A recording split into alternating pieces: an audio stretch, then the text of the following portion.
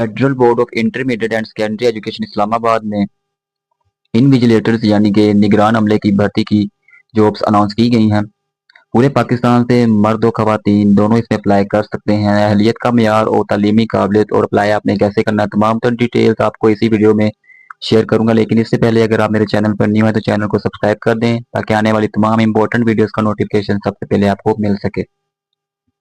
Federal board के तहत सानवी यानी कि मैट्रिक और आला सानवी यानी कि इंटर सालाना इम्तहान 2026 जो मार्च तब मई 2026 के दौरान मुनक्किद होंगे के लिए निगरान इन्विजिलेटर्स की ड्यूटी अंजाम देने के लिए ख्वाहिशमंद मर्दों खवातीन से दरख्वास्तें मतलूब हैं।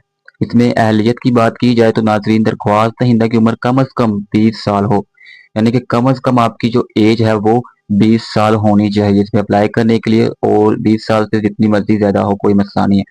तालीमी काबिलियत इसमें आपको मैं बताता चलूँ, ग्रेजुएशन डिग्री का हामिल होना आपका जरूरी है। कम अज कम आपकी जो तालीमी काबिलियत है इसमें अप्लाई करने के लिए वो ग्रेजुएशन है। दरकार दस्तावेजात दरख्वास्त दहिंदा अपनी तालीमी असनाद करैक्टर सर्टिफिकेट किसी फेडरल बोर्ड से मुंसलिक इदारे के प्रिंसिपल या किसी सरकारी इदारे के प्रिंसिपल, हेडमास्टर, हेडमिस्ट्रेस से दस्तखतशुदा और मोहर शुदा हासिल करके मुकर्ररा लिंक पर अपलोड करें।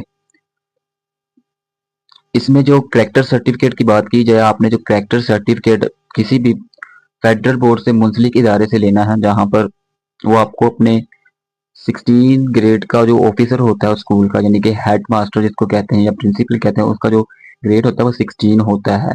और वेरिफिकेशन के लिए उसकी स्टैंप और साइन दरकार होते हैं।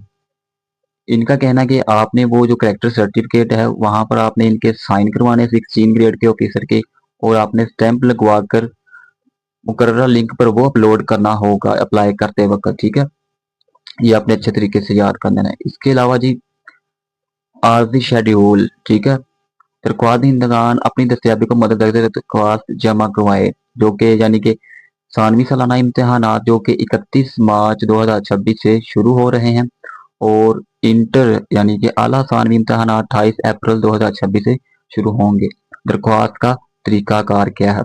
मुल्क भर में मुतवक्का इम्तहानी मराकज़ की तफसीलात जांचने और अपने मुतल्लिका इलाके में कायम इम्तहानी मरकज़ में ड्यूटी के लिए दरख्वास्त देने के लिए फेडरल बोर्ड के ऑनलाइन पोर्टल पर दर्ज झेल लिंक के जरिए अपना डाटा अपलोड करें।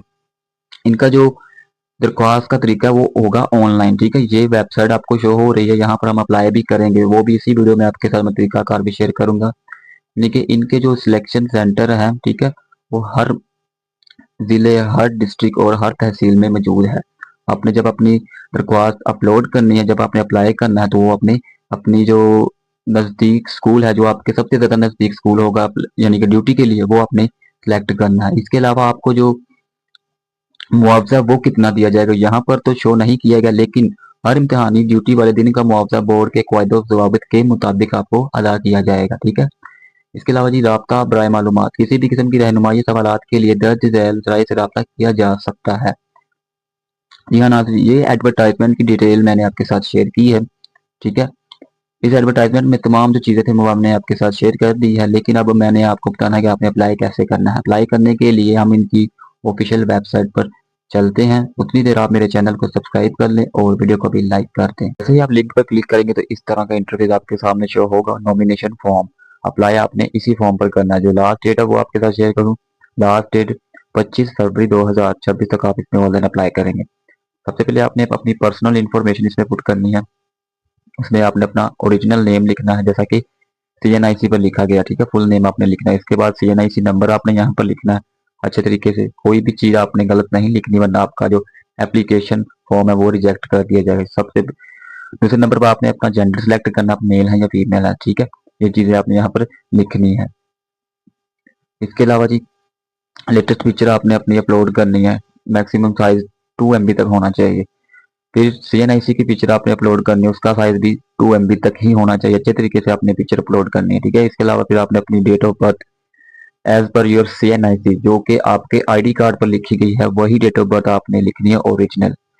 उसके अलावा आपने अपना फ़ोन टाइप लिखना है कि आपकी सिम पाकिस्तान के या अब्रॉड के, तो मोस्टली पाकिस्तान की होनी चाहिए। इसके अलावा आपने अपना व्हाट्सअप नंबर लिखना है मैसेजेस को वसूल करने के लिए। इसके अलावा आपने यहाँ पर अपनी ईमेल लिखनी है। ठीक है, उसके बाद आपने अपना प्रोविंस सेलेक्ट करना है, जैसा कि यहाँ पर अगर मैं आपको करके दिखाऊं तो हमारा जो प्रोविंस है वो पंजाब है, तो आपने अपने अकॉर्डिंग जो भी आपका बनता है डिस्ट्रिक्ट आपने यहाँ पर अपना सिलेक्ट करना है, ठीक है। इसके अलावा तहसील आपने सिलेक्ट करनी है, ठीक है। तमाम चीज़ें आपने इसी तरह स्टेप बाय स्टेप आपने लिखते जाना और आपका बहुत अच्छे तरीके से अप्लाई हो जाएगा। इसके अलावा करंट और प्रेजेंट रेजिडेंशियल एड्रेस, अपना रिहायशी पता आपने लिखना अच्छे तरीके से। फर्स्ट स्टेप ये हो गया कंप्लीट। नंबर 2 पर बैंक डिटेल्स आपने इसमें पुट करनी है। इसमें जी आपने अपना बैंक जो है वो सिलेक्ट करना है। जैसा कि मेरा एक अकाउंट है वो है यूपीएल बैंक में, ठीक है। तो मैं वो सिलेक्ट कर लेता हूँ, ठीक है। आपका जो भी होगा आपने सिलेक्ट कर लेना है, यानी कि एचपीएल बैंक में सिलेक्ट कर लेता हूँ यहाँ से, ठीक है।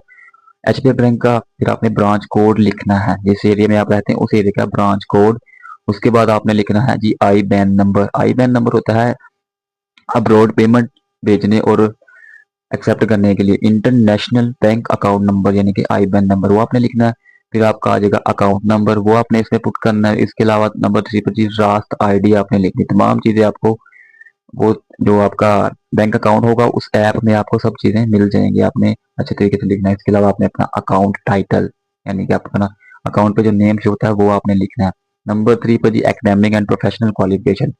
सबसे पहले आपने अपनी क्वालिफिकेशन यहाँ पर लिखनी है। क्वालिफिकेशन में आपने बीए किया, बीएस या एमए एमएससी की है तो वो आपने यहाँ पर सिलेक्ट कर लेना है। मेजर सब्जेक्ट आपने अपना लिखना है, किस मेजर सब्जेक्ट में आपने बीए बीएससी की है, ठीक है। इसके अलावा यूनिवर्सिटी आपकी अपना यूनिवर्सिटी का नेम लिखना है, कौन सी यूनिवर्सिटी से आपने अपना सब्जेक्ट क्लियर किया है। इसके अलावा पासिंग ईयर आपने लिखना है, ठीक है। जिस जगह पर स्टार बना हुआ है वो आपने लाजमी लिखना है, ठीक है। ये जो स्टार है जहां पर ये आपको शो हो ये वो चीजें लाजमी लिखनी होती है, इसके बगैर अप्लाई नहीं हो सकता। और जिनके आगे ये स्टार नहीं है वो आप ना भी लिखें तो कोई मसला नहीं, ठीक है। प्रोफेशनल क्वालिफिकेशन में अगर आपने बीएड किया, एमएड किया या अदर आपने किया तो वो आपने इसमें सेलेक्ट कर लेना है, ठीक है, सब्जेक्ट। इसके अलावा पासिंग ईयर, तमाम चीज़ें आपने इनपुट करनी है। उसके अलावा आपने फिर अपनी जो एजुकेशनल सर्टिफिकेट्स हैं वो आपने यहाँ पर अपलोड करने हैं। बेहतर ये है कि आपके पास जितने भी सर्टिफिकेट हैं उनको तमाम एक ही फाइल बनाकर 5 MB की फाइल मैक्सिमम आप इसमें अपलोड कर सकते हैं, बनाकर आप इसमें अपलोड कर दें। फिर आपका होगा करेक्टर सर्टिफिकेट, वो आपने अलग से इसमें अपलोड करना है, ठीक है। तमाम चीज़ें आपने अपलोड कर देनी और इसका मैक्सिमम जो साइज है वो 5 MB है। करेक्टर सर्टिफिकेट का मैंने आपको बता दिया था कि 16 ग्रेड का जो ऑफिसर होता है उसके साइन और स्टैम्प की बुनियाद पर ही वो वेरीफाई होगा, अदरवाइज नहीं होगा।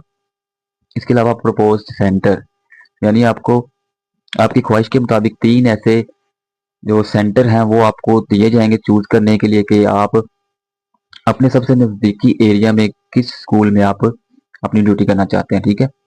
आपको 3 दिए जाएंगे जिनमें से एक आपने लाजमी सिलेक्ट करना है, ठीक है। जो भी आपके यानी कि रिहाइश के सबसे ज़्यादा करीब 3 स्कूल हैं वो आपने सिलेक्ट करने हैं, उनमें से एक पर आपको ड्यूटी पर लगा दिया जाएगा, ठीक है।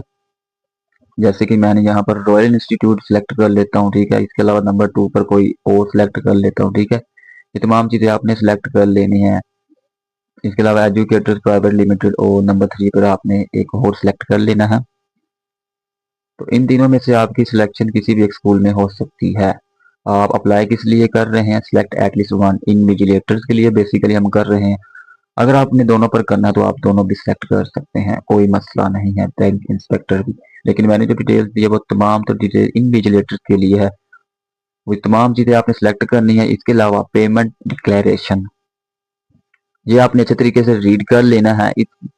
I hereby declare that the bank account details, यानी कि जो भी आपकी जो आपको इसमें इनकम आएगी वो आपके बैंक अकाउंट में आएगी जो हो गया आपने इसके साथ लिंक किया है। किसी भी केस में अगर आपकी पेमेंट किसी गलत नंबर पर ट्रांसफर हो जाती है तो उसके जिम्मेदार आप खुद हैं, ठीक है। आपने अकाउंट अच्छे तरीके से इसके साथ लिंक करना है, ठीक है। तमाम तर डिटेल्स आपने क्लियर कर ली हैं। ये ड्यूटीज के बारे में आपने यहाँ पर टिक मार्क करना है, ठीक है। या आपने चीज़ें टिक करके पढ़ लेना है, अगर पढ़ना है तो ठीक है, वरना कोई मसला नहीं है। लेकिन लाजमी है कि आप अच्छे तरीके से इसको रीड आउट कर लें और सबमिट नॉमिनेशन फॉर्म पर आपने क्लिक करना है। तो इस तरह से आपका इसमें अप्लाई हो जाएगा, ठीक है। ये तमाम डिटेल्स मैंने आपके साथ शेयर की, अप्लाई कैसे करना है और कौन कौन से लोग इसमें अप्लाई कर सकते हैं, एलियट का म्यार क्या, तमाम तर चीज़ें मैंने ईच एंड एवरीथिंग आपको इस वीडियो में डिटेल के साथ शेयर कर दी है, ठीक है। तो चलते हैं तो पर जब आप इसमें अप्लाई कर लेंगे तो उसके बाद आपने अपनी जो ट्रैक एप्लीकेशन को आप ट्रैक कर सकते हैं कि आपकी जो एप्लीकेशन है वो किस कंडीशन में है। तो यहाँ आपने अपना आईडी कार्ड नंबर लिखना होगा तो आपकी जो एप्लीकेशन है वो ट्रैक हो सकती है कि किस स्टेटस में है आपकी एप्लीकेशन, यानी कि वो अप्रूवल होगी है नहीं हुई, रिजेक्ट होगी, तमाम चीज़ें आपके साथ यहाँ पर शो हो जाएंगी। यहाँ पर आपने अपना TNIC नंबर लिखना और आपने अपना स्टेटस ट्रैक कर लेना है। उम्मीद है कि आपको वीडियो अच्छी लगी होगी। मज़ीद ऐसी अपडेट्स के लिए और इम्पोर्टेंट वीडियोस के लिए मेरे इस चैनल को सब्सक्राइब करें और वीडियो को आपने लाइक ज़रूर करना है। मिलते हैं नेक्स्ट वीडियो में, तब तक के लिए अल्लाह हाफिज़।